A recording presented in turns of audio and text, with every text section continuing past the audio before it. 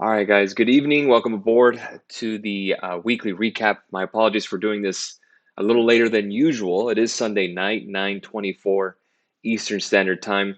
We actually did this video about an hour earlier, but I had the wrong audio input. I do have Nick the Jocko with me again.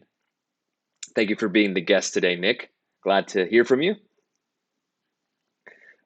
So again, apologies that I had the wrong input in terms of the mic. I had it under my earpods. But I had to fix it. Long story. It doesn't matter.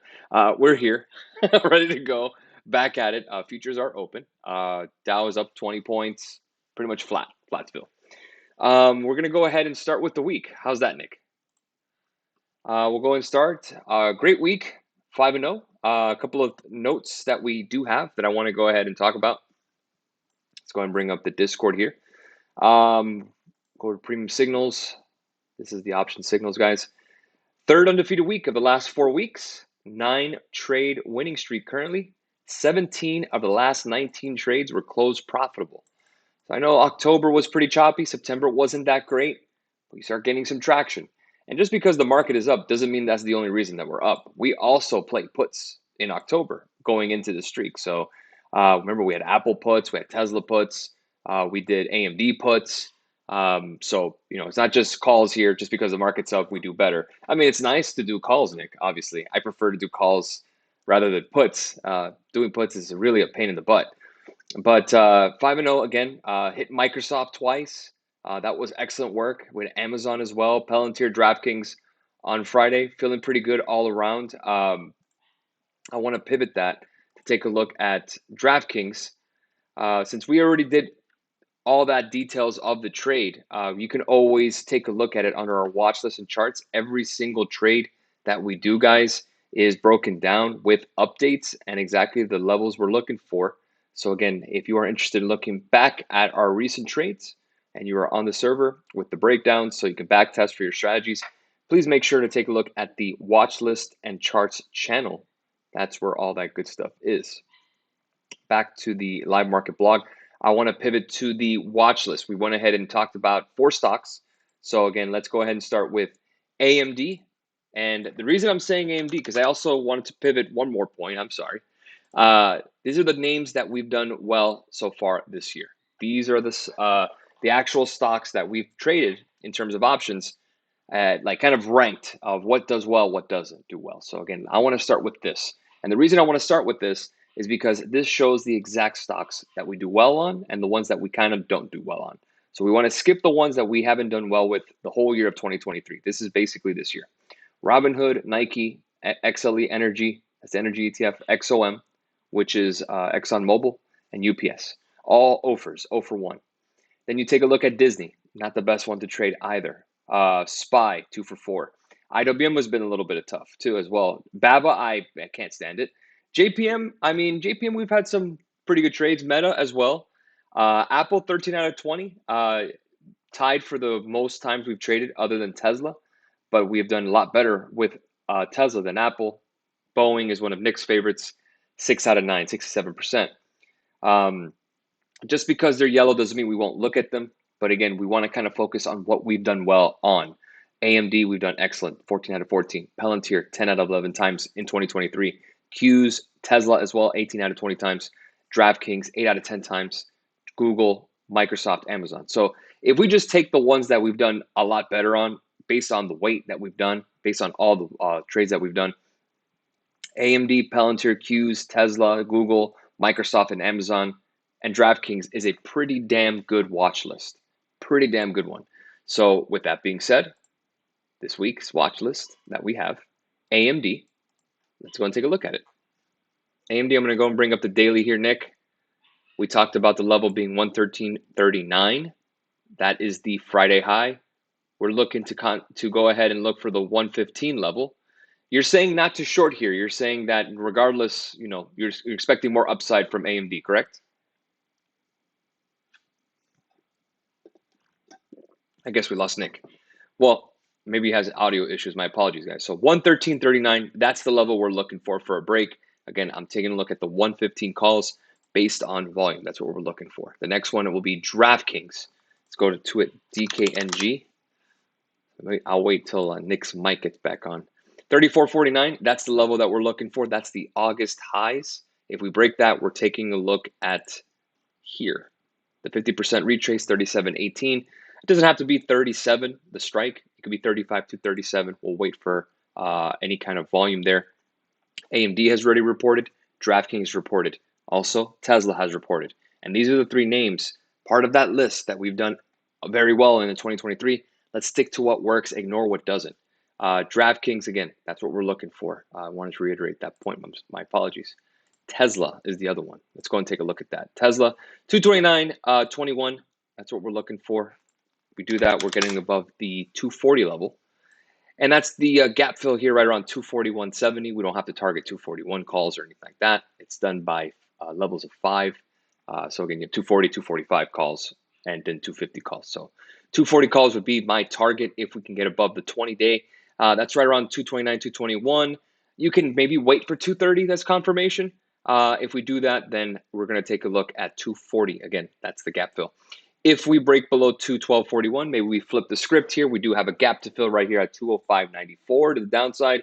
I would take a look at the 200 strike puts, but we need to get below 212.41. So that's what we're looking for this week in terms of stocks that I'm watching. Nick also posted the watch list for the week on Watchlist and Charts for our premium and masterclass members. I also have Mara open. Only risk we have at the board, obviously, than other than runners that we had for this week expiry. Waiting for the 1020 level to break. That's what we're looking for. They report on Wednesday, mind you, Wednesday after the bell. So again, we're going to have to make a decision there. I expect on Monday to get us a little bit of push above 1020. Why? Bitcoin is up 1%. So we're saying crypto getting a bid. We're above 35,000 on the future side. Let's get to that 200-day right at 1020. We'll go ahead and take out and leave a runner for earnings. The next resistance will be about 1062 or so. Again, that's kind of the resistance you had back in June after we had the nice break, and then we continue back down. Looks like we're setting up for possible head and shoulders. This would be your shoulder line lined up. So again, we'll keep that as our resistance moving forward. If we break above that, then our next target is the 100. That would be 1209. So again, we talked about the golden cross on Bitcoin. We've talked about using the Bitcoin proxies as a way to kind of trade Bitcoin without using a Bitcoin ETF themselves. Again, we're focusing on the proxies. Mara does report this week. Let's go and pivot to that being said, the earnings calendar. Here we are. A lot of high betas this week. Roblox, for example. Disney reports on Wednesday. I'm not going to trade that. Remember, that's part of our the list where it's yellow. So let's not focus on the names that we haven't done well on. Uber reports on Tuesday. We'll keep an eye on that one as well. Upstart is a good level or a good stock to take a look at in terms of lending. So we want to keep an eye on their lending and loss reserve. Are they, are borrowers being under pressure right now? Is credit tightening enough where Upstart is not making money? That's a big deal. Trade Desk, another high growth name. Let's see how they do win. Let's see how the casinos are doing in Vegas. Are people still spending? We know that's a really good sign if gambling activity is up, because that employs a lot of people, restaurants, shows, so on and so forth. All those lights in Vegas are really paid for by your bets. They're not paid for the comps, that's for sure. But that's where we are this week. Let's go and take a look at the S&P 500 and what we're expecting, at least on a technical basis. We could take a look at that. Again, 4,400, that zone we've been talking about as a level of resistance. We're right above the 50-day. We're right above this main trend line. Like a bat out of hell, we were right here at 41.55. And it wasn't just a straight shot. I know the daily looks like it's just green the whole time. We traded ES, we traded NQ this past week. Again, great options trading, of course. But again, that 41.55 level being defended. Let's see if that holds. Get to around 4,200 and we can defend that. That'd be a great level to buy as well. So I still think the bottom is in, but we don't have to run out and buy tomorrow either. When you have the VIX getting hit now below 15, when you're seeing put call ratios really, really depressed, you start getting to a point where you start getting some profit taking, where individuals that held through the volatility of August, September, October, now they're probably feeling a little better. They just want to cash out and take the money and run. That's definitely plausible. It happens. You have to think of it that way. So again, we've talked about this in March when stocks were going up. We talked about this in May when we started breaking out. We talked about this in July. Stocks just don't go straight to the sky. You're going to get some volatility here and there. I expect that with S&P. If we get above 4,500 here on S&P, then I think obviously the worst is over and all-time highs are definitely in play, if not at least the July highs. But that's a long way away, guys. We can, kind of chop around here for a little bit, got below that 100-day, but just kind of stay above the 200-day, stay above this trend line. Really the level I'm looking for, just stay above the 200-day around 42.72. That gets us to a zone where we're looking to buy. I don't want to run out of buy stocks here just because their stocks are up. Look at the names that have outperformed that we've traded. Microsoft and Amazon has outperformed Apple, Tesla, Nvidia, and those names. So again, strength. We want to focus on the names that are doing well, that are outperforming, because if we do get another leg higher, they will move exponentially higher with it. So we want that momentum up or down, obviously. So again, I wouldn't be surprised tomorrow we do get some kind of profit taking, but I do expect on Monday to be a little bullish. Based on the almanac, tomorrow should be a bullish day, yet on Thursday should be a bearish day. So take that with a grain of salt. Last week we talked about the book having 4 bullish days, and boy, was it a bullish week. Let's go and take a look at the weekly chart here. And again, is it all clear? No, I just think that we just got a massive short squeeze back to a zone that we were back just 2 weeks ago in October, for the most part. So, I mean, whether it's great or not, yes, absolutely. Who doesn't like trading a green market? We're back above the trend line. That's a good sign. But we want to recapture this 20-week moving average right around 4,400, 4,420. We want this market to confirm more upside, not just snap back and forth. Now, volatility is good for us, but again, we want a trend if we're looking for continuous upside, again, to be sustained. We want nice, slow upside. We don't want just crazy spikes just for the fact that those moves usually reverse right away and kind of catch people off guard. So we want to be extremely careful with what we do this week.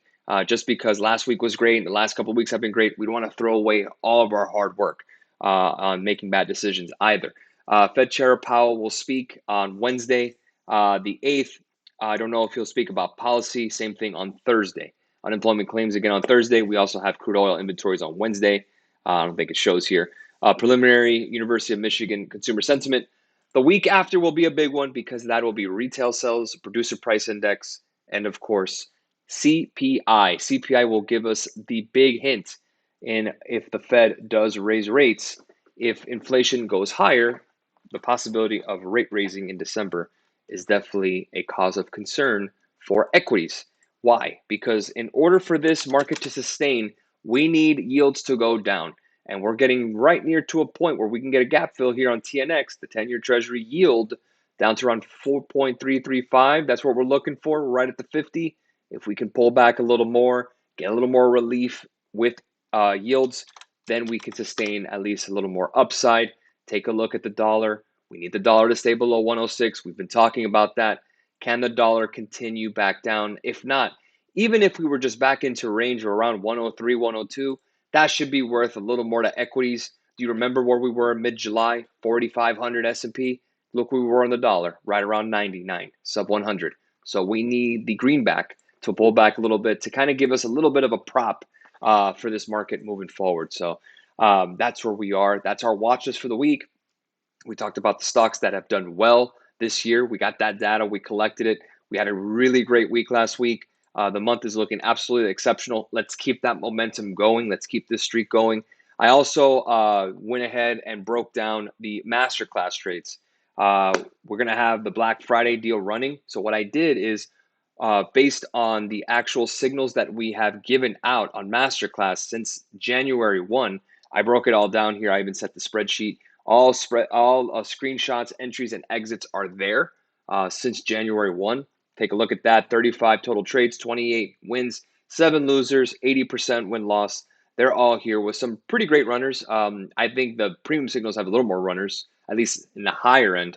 But again, this is just added value to you guys. And again, these are for members. Again, these are a little higher risk trades sometimes. But, when it comes to our masterclass members and students, they understand because we build relationships with our students and we know what their risk tolerance is. And again, everyone is different. You don't have to take masterclass signals. Hell, you don't have to take premium signals if you don't want. And, it's at the end of the day, it's your decision. We're here to walk with you the entire way and see if we can get you paid. That's really what we're trying to do, is just get you paid. So excellent work, masterclass.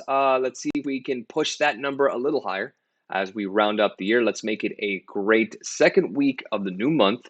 Happy, what is that? Time saving. We go ahead and fall back, daylight savings. So it's going to be a little different for everybody when they wake up in the morning and it's really dark out, or is it really light out? It gets dark early and it's light out early. I have to kind of get used to that. But I will see you guys in the morning. We'll have our morning note. We'll go over what happened overnight. We'll take a look at any kind of market movers and, of course, futures and your questions as always. So great stuff all around. I'm very proud of the work that we've done. Let's keep this momentum going into November. I apologize that Nick couldn't get on. He was on, but again, we recorded a video. The audio didn't come out, so we had to re-record. This is the second take of it. I apologize if this felt a little rushed. I don't want to take people too much time for everybody, as it is rather late on the East Coast on a Sunday evening. But again, I do want to get you guys prepped for the week, so let's make it a great Monday starting. I'll see you then, 9 a.m. on the morning note. Have a great rest of your day. Make sure to subscribe to our channel. And if you want to join our Discord server, again, the live market blog is free. The link and the details will be in the description below. Have a great one, guys. Cheers.